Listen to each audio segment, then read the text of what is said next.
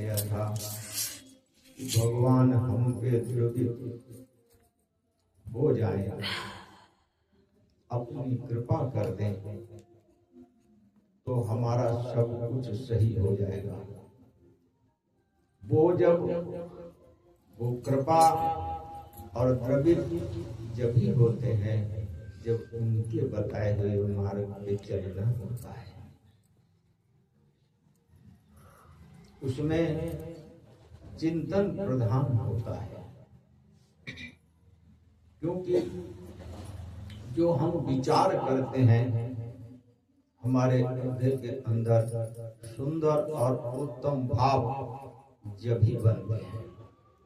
जैसे हम पूजा कर रहे हैं भगवान की, तो ये देखो कि हमारे उत्तम विचार प्रभु जी के प्रति बन रहे हैं कि हम फिर भी संसार में हैं, संसार का चिंतन कर रहे हैं और फिर हम पूजा कर रहे हैं। तो यह भगवान को अच्छा नहीं लगता है। कुछ परसेंट तो ठीक है कि चलो कर्म से तो कर रहे हो, मन तुम्हारा कहीं हो, लेकिन तुम कर्म से तो कर रहे हो, प्रभु जी को ये भी अच्छा लगता है। लेकिन पूरी तरीके से वो द्रवित जब ही होते हैं जब मन भी हमारा भगवान का स्मरण कर रहा हो और कर्म भी हमारा वैसा ही हो रहा हो और वचन भी हमारा वैसा ही हो, तब वो द्रवित होते हैं, निश्चित द्रवित होते हैं और उसमें देर नहीं करते। वो एक पल की भी देर नहीं करते। जो तुम कहोगे वो तुम्हारा माना जाएगा, वो तुम्हारा सुना जाएगा। माँ जानकी जी ने हनुमान जी से यही खबर भेजी थी भगवान के लिए। जब हनुमान जी ने कहा कि माँ मुझे भी कुछ, जैसे प्रभु जी ने अंगूठी दी थी, आप भी मुझे कुछ दो ऐसा जो मैं प्रभु जी से कहूँ जाके कि मैं माँ के चरणों में मिल के आया हूँ। तो माँ ने अपनी चूड़ियां उतार के दी थी, ये तो पहचान दी थी। और माँ ने कहा था हनुमान जी से कि जब तुम जाना तो दोनों भाइयों को प्रणाम करना और उनसे कहना कि जब मैं मन से भी और वचन से भी और कर्म से भी जब मैं उनकी दासी हूं तो वो विलंब किस लिए कर रहे हैं। ये मान खबर भेजी थी, क्योंकि मन से भी वो और वचन से भी, क्योंकि भगवान नाम ही वो लेती रहती थी, भगवान का स्मरण ही करती रहती थी और सदा अपने चरणों की ओर देखती रहती थी। न लंका की ओर देखती थी, न अशोक वाटिका में रहती थी उसकी ओर ही देखती थी। वो सिर्फ अपने चरणों की ओर देखती रहती थी कि मुझे कभी तो प्रभु जी का दर्शन होगा। तो मन से और वचन से और कर्म से जब मैं भगवान की सेविका हूं तो विलंब किस लिए। ये माँ ने संदेशा भेजा था। अब विलंब की बात सुनो ध्यान से। प्रभु जी कभी विलंब नहीं करते।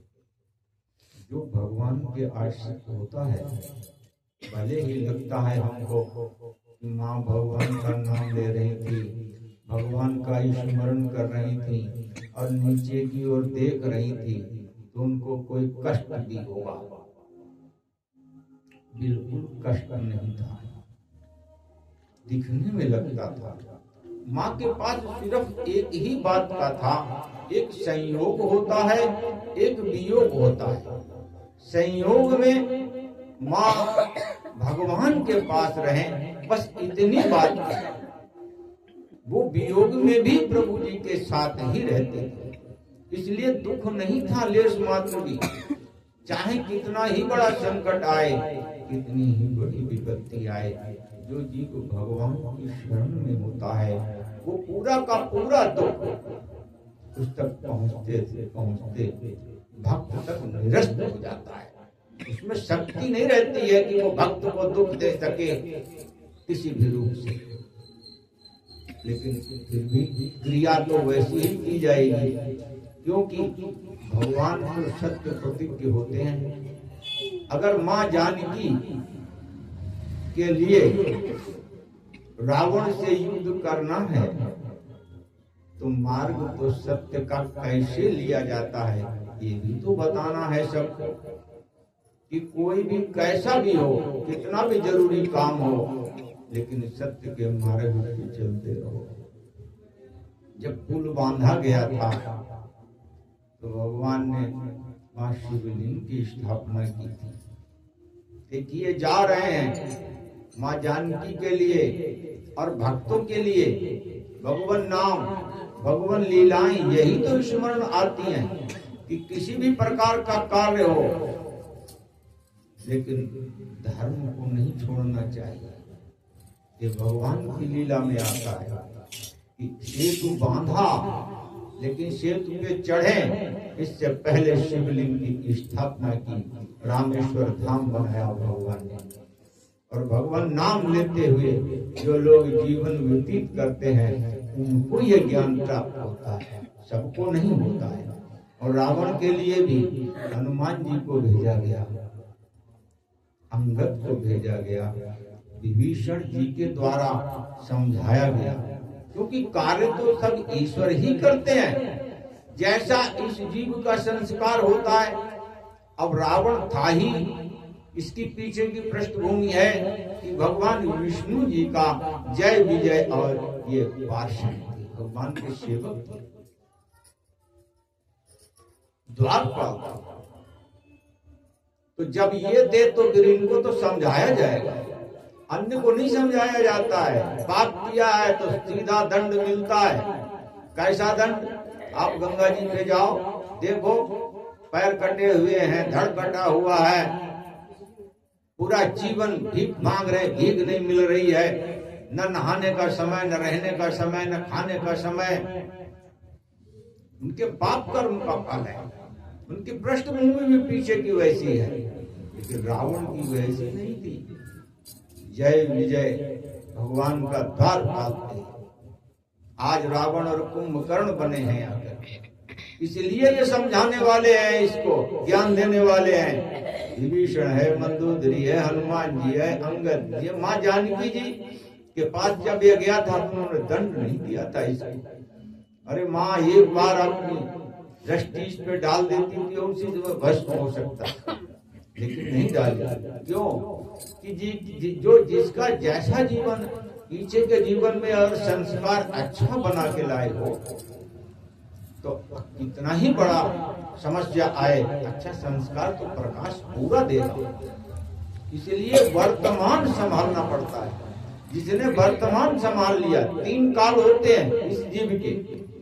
एक भूतकाल जो आप करके आए हैं, जैसे जन्म होते ही आपको व्यवस्थाएं मिल जाती हैं। वो व्यवस्थाएं ऐसे नहीं मिल जाती हैं कि कोई तो राजा के घर में हुआ, कोई धनवान के घर में हुआ, कोई भिखारी के घर में हुआ, तो ऐसे नहीं हो गया। पीछे के आपके जो संस्कार हैं, जो आप भूतकाल में करके आए हो, वो वर्तमान में मिल रहा है। और वर्तमान में जो करोगे वो आपका भविष्य बनेगा। लेकिन वर्तमान अगर तुम्हारा अच्छा बन गया, भगवान की शरण में रहते हुए शुभ कर्मों को कर रहे हो, तो भूतकाल तो नष्ट हो ही जाता है। और वर्तमान इतना पवित्र प्रभु जी बना देते हैं कि भविष्य बहुत उज्जवल बनता है। वैकुंठ में जगह बनने लगती है, भगवान के चरणों में स्थान मिलने लगता है। कब? जब भगवान के बताए हुए मार्ग पे जो जीव चलता है उसके लिए। तब रावण को समझाने वाले सभी थे, नहीं मानी उसने तो इस दुर्गति को पहुंचा वो। एक समय ऐसा था कि पूरा परिवार इसका नष्ट भ्रष्ट हो चुका था, ये अकेला बचा था। बताओ, इसी के सामने अब कहाँ ये सोचता था कि हमारा तो कोई बाल बांका ही नहीं कर पाएगा। और हनुमान जी महाराज ने कहा था इससे कि तुमने कितनी बड़ी तपस्या की हो, कितनी बड़ी शक्ति प्राप्त कर रखी हो, तुमने यक्ष राक्षस देवता कितने जीत रखे हो, लेकिन पाप के मार्ग में अगर तुम चलोगे तो तुम्हारी रक्षा न ब्रह्मा जी कर पाएंगे, न शिव जी कर पाएंगे, न